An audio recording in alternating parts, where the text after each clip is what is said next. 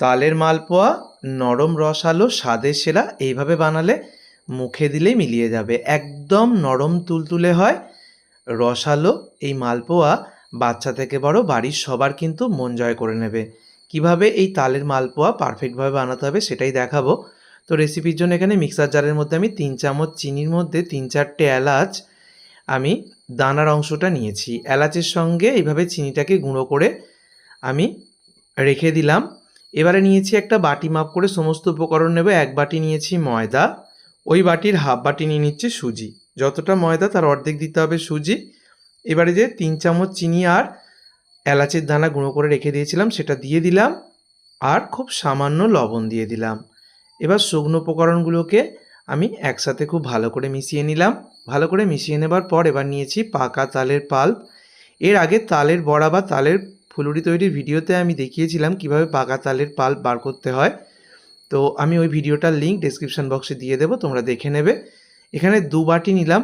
এখানে পাকা তালের পাল্পটা একটু পাতলা রয়েছে তাই 2 বাটি নিলাম। চাইলে তোমরা যদি একটু ঘন হয় বেশি তাহলে 1.5 বাটি মতো নিলেই হবে। খুব ভালো করে মিশিয়ে নিচ্ছি। এবার এখানে 3 চামচ মতো আমি নারকেল কোড়া দিয়ে দিচ্ছি। ফ্রেশ নারকেল কোড়া এখানে দিয়ে দিয়েছি। আর নিয়েছি এখানে 1 বাটি লিকুইড দুধ। তো দুধটা কতটা লাগে আমি শেষে বলবো। এরকম অল্প অল্প করে দুধ দেবো আর মিশ্রণটাকে এভাবে হাতায় দিয়ে নেড়ে চেড়ে তৈরি করতে হবে। পাতলা একটা ব্যাটার বানাতে হবে, তার জন্য আমি অল্প অল্প করে, দেখতেই পাচ্ছ, নর্মাল তাপমাত্রার লিকুইড দুধ দিচ্ছি। দুধটা আগে থেকে জাল দিয়ে ঠান্ডা করা লিকুইড দুধ। এটা দিয়ে আমি খুব ভালো করে নেড়ে চেড়ে ব্যাটারটাকে রেডি করে নিলাম। মোটামুটি 4-5 মিনিট সময় ধরে ব্যাটারটাকে তৈরি করেছি।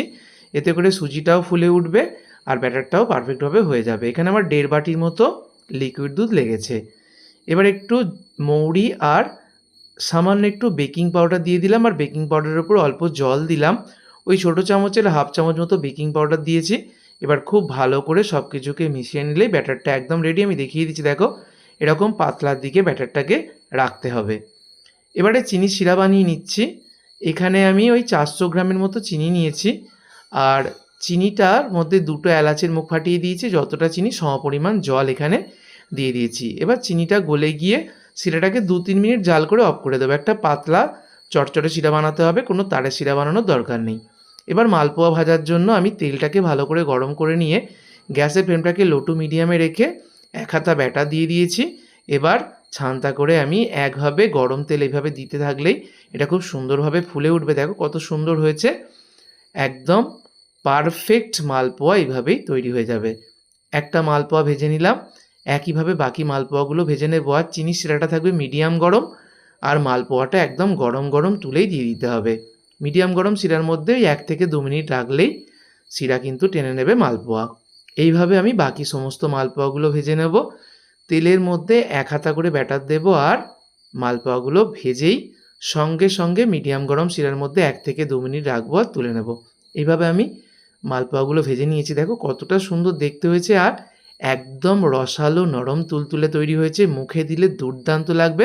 অবশ্যই বাড়িতে এইভাবে তৈরি করো। ভিডিওটাকে বন্ধুদের মধ্যে প্রচুর শেয়ার করো। সকলে সুস্থ থেকো। ধন্যবাদ।